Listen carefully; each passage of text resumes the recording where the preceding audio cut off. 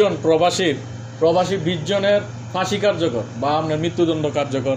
এই যে মৃত্যুদণ্ড কার্যকর হইল, একজন প্রবাসীরে কি কারণে হয়েছে? একজন প্রবাসী হইয়া প্রবাসীরে কিডন্যাপ করছে, বাড়িতে টাকা চাইছে, বিকাশের মাধ্যমে টাকা নেনছে, কিডন্যাপ করে নিয়ে বনে আটকে রাখছে, সেই জন্য কিডন্যাপ করছে। হ্যাঁ, এই যে কার্যকর হয়েছে রায়, আপনি কি খুশি?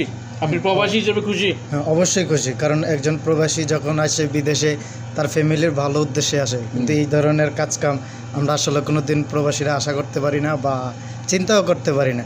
তবে সৌদির যে আইনটা, অবশ্যই আইনটা বাংলাদেশও হওয়া উচিত।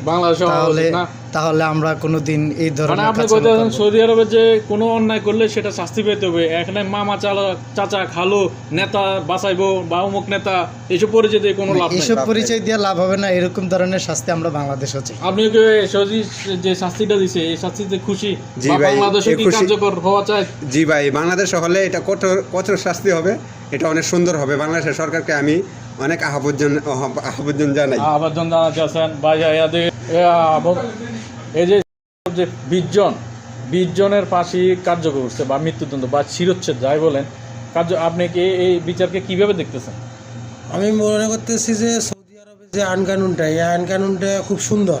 আচ্ছা, কিন্তু এই আইন কানুন যদি বাংলাদেশেও চলতো তাহলে বাংলাদেশের লোক এত খারাপ হইতো না, আর এইভাবে মনে করেন যে মানুষকে হেনস্থ করতো না। চিন্তা করেন আপনি, বাংলাদেশে তবে একজন মানুষকে মেরে ফেলার কারণে মৃত্যুদণ্ড হয় না, এখানে শুধু কিডন্যাপ করছে, লোকের হয়রানি করছে, কিডন্যাপ করছে, তারপরে মৃত্যুদণ্ড। এখানে চাচা মানু খালা এখানে টাকা পয়সা কোনো কিছু দিয়ে কাজ হয় না। এখানে যেটা ন্যায্য সেই ন্যায্য বিচার হয়। এই ন্যায্য বিচার আমরা দাবি করি যাতে বাংলাদেশেও চালু হয়। আচ্ছা, আপনি তাহলে প্রবাসী হিসেবে আপনি ন্যায্য বিচার হইতেছে সেটা খুশি? হ্যাঁ, খুশি। ওকে, ধন্যবাদ আপনাকে।